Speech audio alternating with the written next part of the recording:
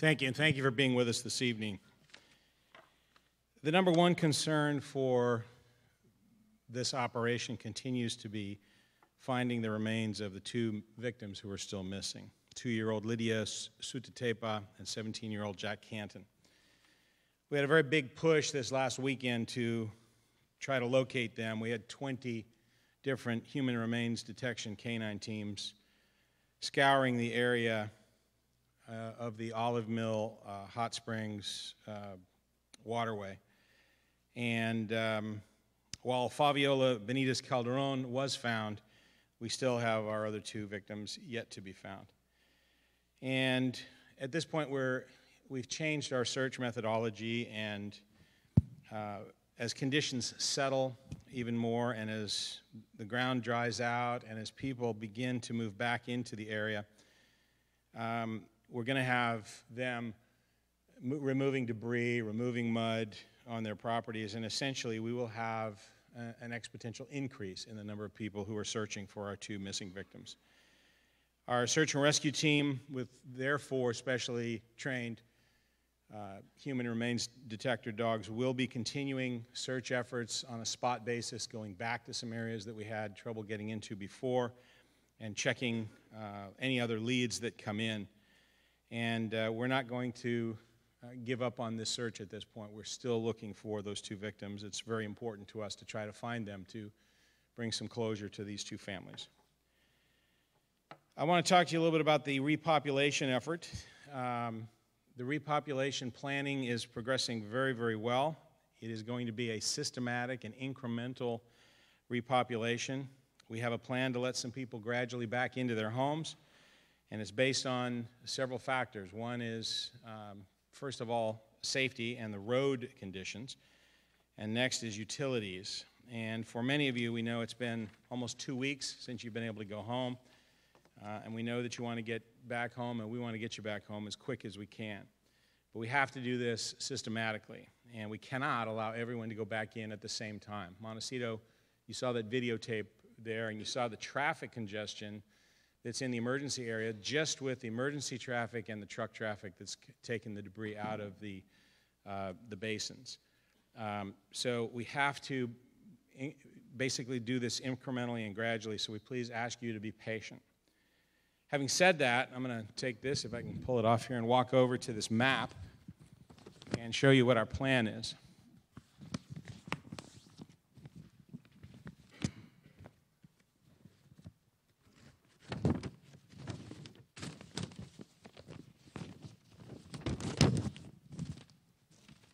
The good news is that effective tomorrow, Tuesday the 23rd, this green area here, which represents section MTO9, with the exception of a small area here adjacent to the waterway, this area here down to and including Cold Springs Coast Village Road will be open. So we are anticipating that this will be released and open tomorrow.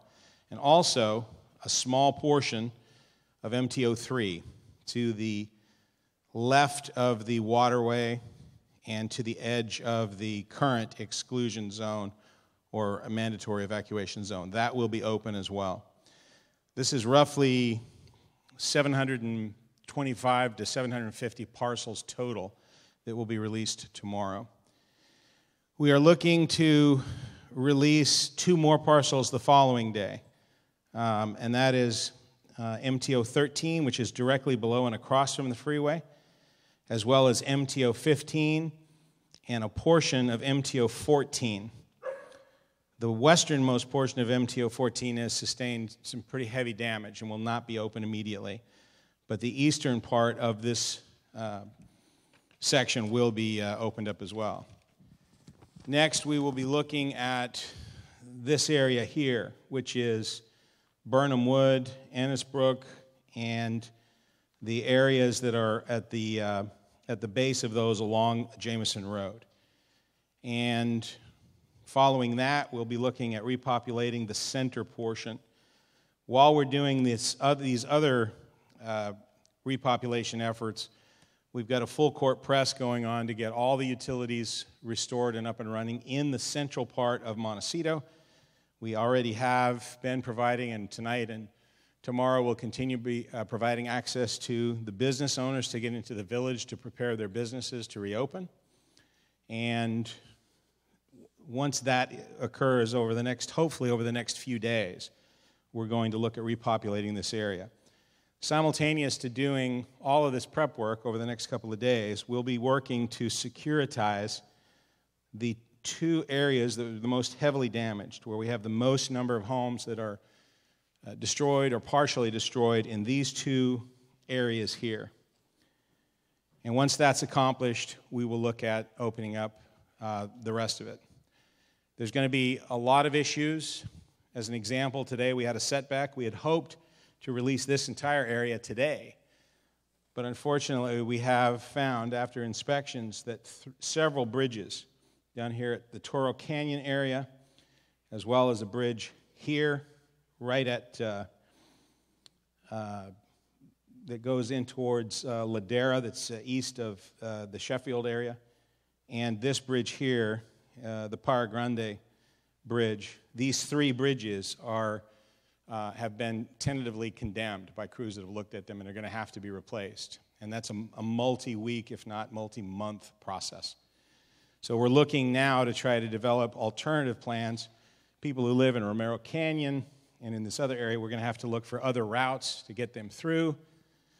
We want to stay as far away as possible from the truck routes, which are coming down from the basins and taking that rock that they're pulling out of those basins and getting onto the freeway and taking it back. So there's still some challenges that remain here, but the utilities have made extraordinary progress.